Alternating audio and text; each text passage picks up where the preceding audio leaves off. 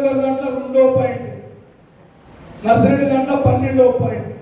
వీళ్ళందరూ ఎక్కడో వచ్చి కొత్తగా నిలవాలి 317 జీవోలు సమర్థించిన వాళ్ళు ఇద్దరైతే చూస్తూ మిన్నకుండిపోయిన పూల రవీందర్.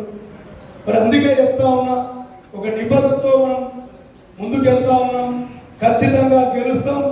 మీరు రాసి పెట్టుకోండి. యాజ్ ఆన్ టుడే 15,000 ఓట్ల మెజార్టీతో గెలుస్తాం. యాజ్ టుడే 15,000 ఓట్ల మెజార్టీతో గెలుస్తాం.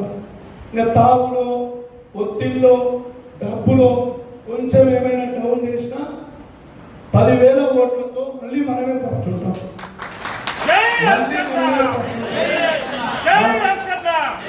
మళ్ళీ మనమే ఫస్ట్ ఉంటాం. కిందికి ఎవడన్నా సెకండ్ ప్రియారిటీ వాడో వీడో దయదలిస్తే మళ్ళీ పైపోతాం. దయ కలవకున్నా 10,000 వచ్చి ఫస్ట్ ఉండి ఓడిపోయినా నేను ఇట్లా కాలర్ ఎగిసి కూడా పోతాను.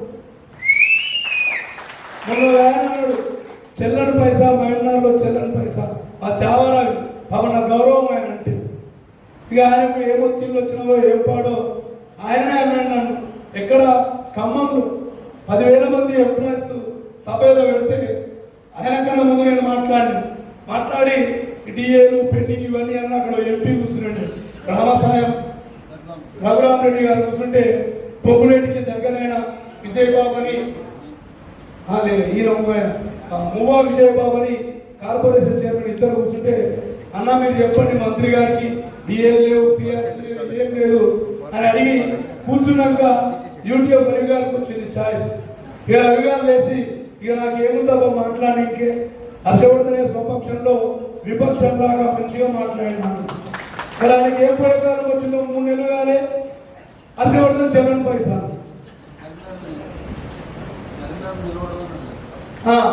మళ్ళీ ఒకనాడు ఇంటికి వచ్చిండు. ఇంటికంటే నేను ఉన్న చోటికి పట్టణంలో ఆయన చావచండి ఆయన జంగయ్య వచ్చి హర్షన్న నువ్వు నల్గొండకు రాకే, నువ్వు కరీంనగర్ ఎందుకన్నా, లేదు నువ్వు వస్తే మాకు ఇబ్బంది అవుతుంది, నీకు అక్కడ సపోర్ట్ చేస్తావు, నువ్వు ఇక్కడ సపోర్ట్ చేయవు.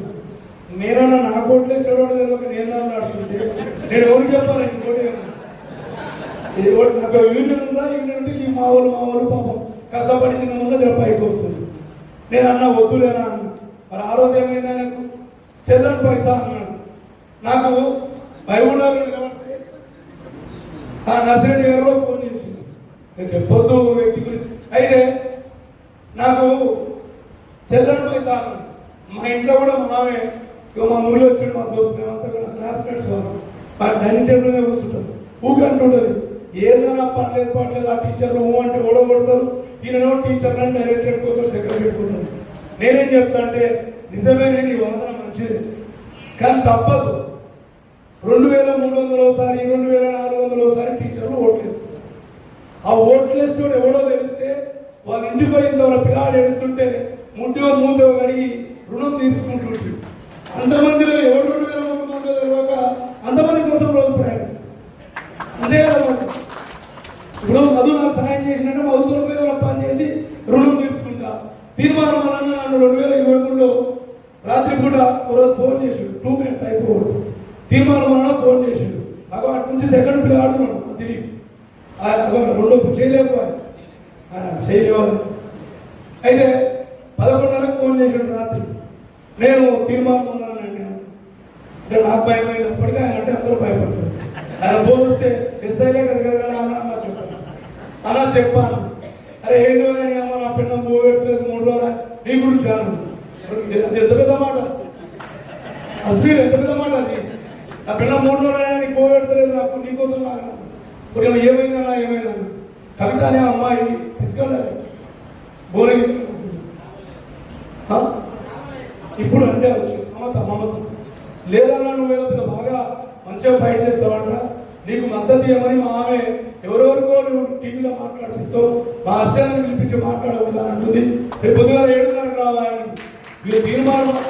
నాకు అంతకుముందే తెలుసు, ఒక మాజీ ఎంపీ ఇన్ని పైసలు ఇచ్చి స్టూడియోకి వచ్చాడు నాకు తెలుసు. ఈయన నన్నే పిలుస్తున్నాయంటే 7:30 కంటే కరెక్ట్ 7:29 వస్తారు. ఇట్లా స్ట్రైట్ వెళ్ళేవాడ వచ్చిండు, లోపలికి పిలిచిండు, మద్దతు ఇచ్చిండు. 2,50,000 కట్టలు కూడా 1,00,000 రూపాయలు సాయం చేసిండు. మొన్న కూడా చెప్పిండు ఇచ్చిండు. నేను ఓడినా గెలిచినా అది వేరే విషయం. ఇచ్చి